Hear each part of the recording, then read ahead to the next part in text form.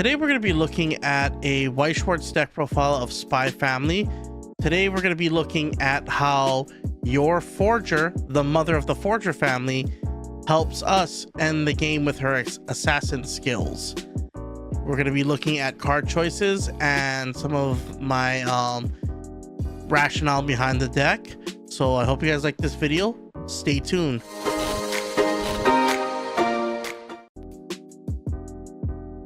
So before we begin, I just want to say, I hope you guys like this video.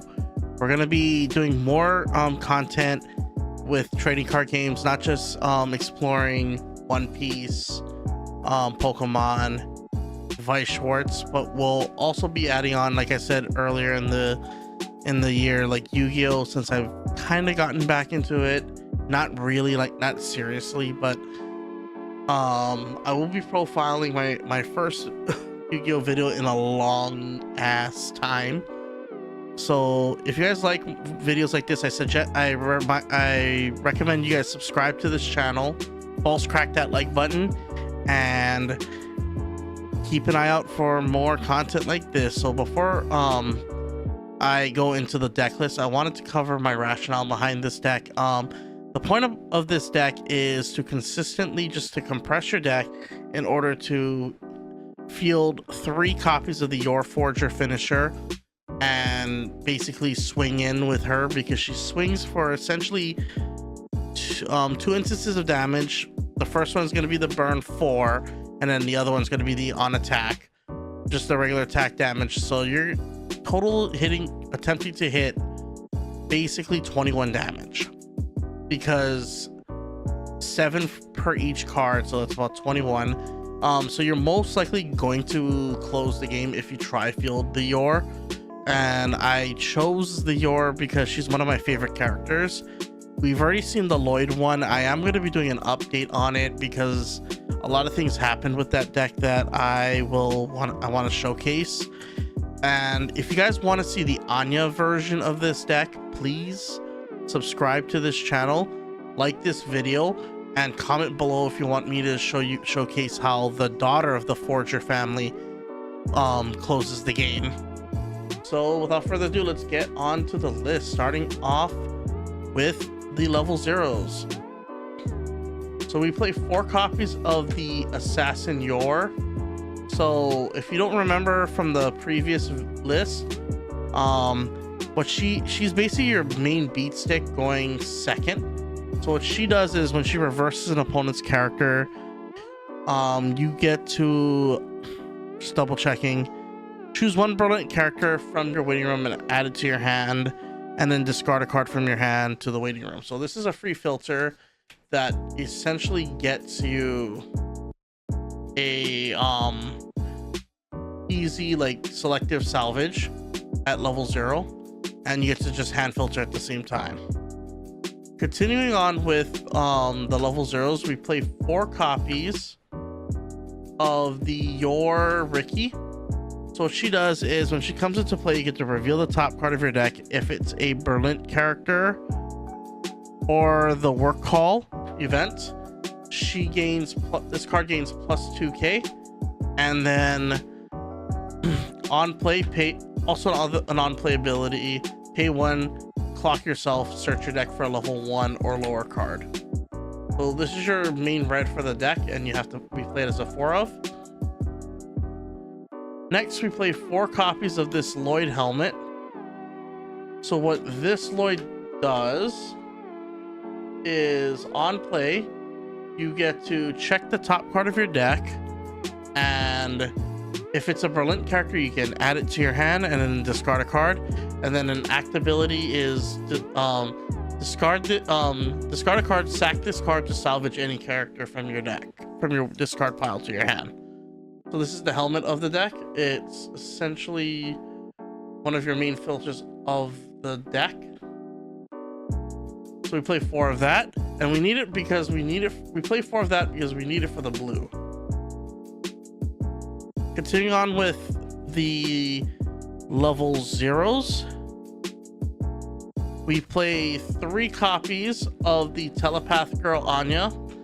So what she does is, first effect is when When my other characters are placed on a stage by the change effect, those characters gain plus 1000. Okay, pretty standard. Spy Family likes to do the change mechanic to match the theme of switching personas, and it's a salvage brainstorm. So you run it as a 3 of because it's your main backliner, but we wanted to still supplement like space for other pieces.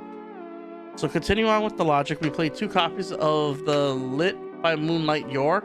So what she does is she allows you to free play any character from the waiting room whose level is equal to your current level by just simply discarding 2 cards and sacking this card. So you're using this to basically free play the 3/2. And then lastly, for our level 0s, we play 2 copies of the Lloyd Climax Swapper.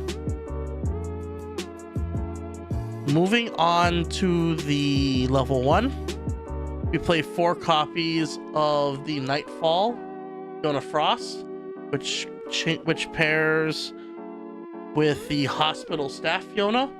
So what these 2 do, we'll do a quick refresher. So when this is on play during my turn, it gains plus 3k, so it's a 6k body. And then with climax combo with the pants, on attack, I can check the top 3 cards of my deck, add 1 Berlin character from among them to my hand, and then rearrange the order of the other 2 and put it back to the top of the deck. And remember, and the add 1 isn't mandatory. I can even, like, if I top 3 check, let's say a character and 2 climaxes, I'll just put the character to the top of my deck and trigger it, especially if I have a pretty sizable hand. And then on the second copy's attack, I'll just rearrange again. And so what it does is it not only helps you like filter through your deck, but also scout for your triggers. And then at the encore step, if this Fiona, the hospital staff, is in the waiting room, you get to change by placing these over the Fiona level 1s as markers. And then this Fiona has the ability during your opponent's turn, so long as you have 2 or more other brilliant characters, it gains plus 4k, so it's a 4/5. And then if it was changed, so during my turn it gains plus 4k, during my opponent's turn it gains plus 8k. So if you change into this and you pair it with the level 0 Anya, if you have 2 level 0 Anyas, this is a 10-5 lane when you do the change. So it's actually a pretty decent sizable wall at level 1, but it requires a lot of things to go right, so that's why it's a very difficult setup to do and maintain. But when you do, you just plus like a madman, and your goal is to just constantly launch this, if you can keep it on board, to just replace the cards in your hand and compress your deck, and also filter your triggers. And then lastly, from our level 1s, we play 2 copies of the entrance examination Yor.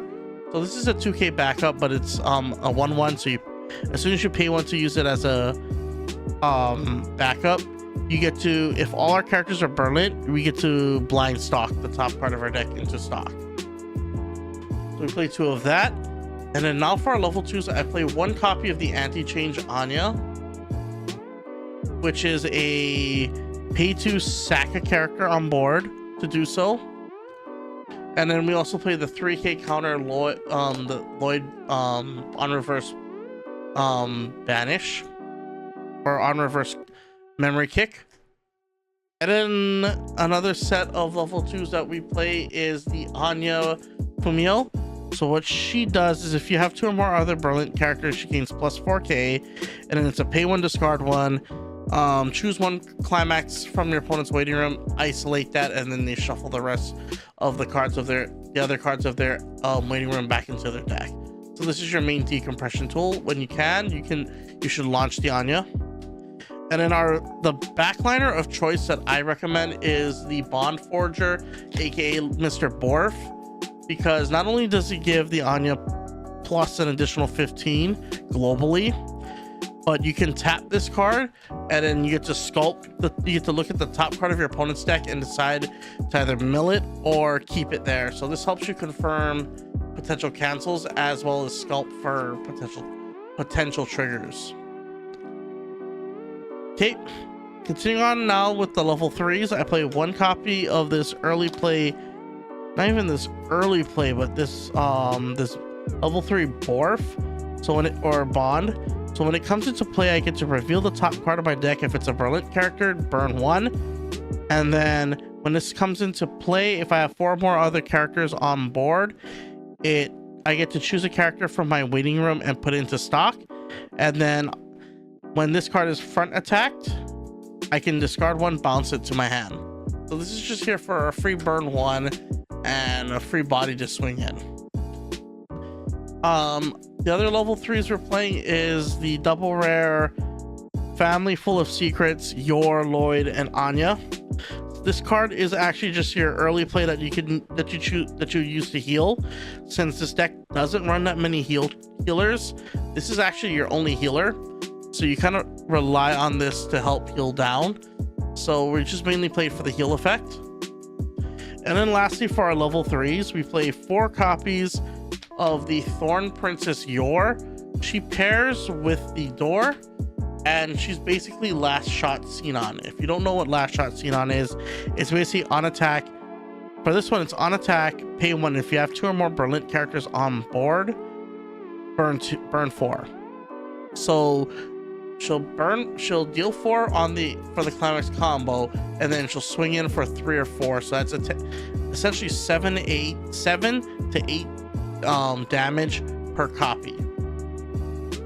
So this card is just here to help close the game, and it's a basically burn 4, and it gains, I think, 4k until the end of the turn. So it doesn't have to require the cancel to gain the 4k, it just gains it upon paying the cost, which is really nice. So I hope you guys like this video.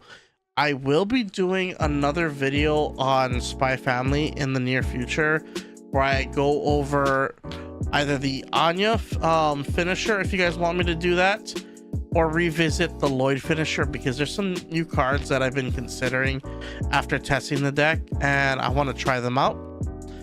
And then other than that, the next video that you're probably going to see from me is going to be either another One Piece deck profile, or another Pokemon deck profile, or even a Yu-Gi-Oh deck profile.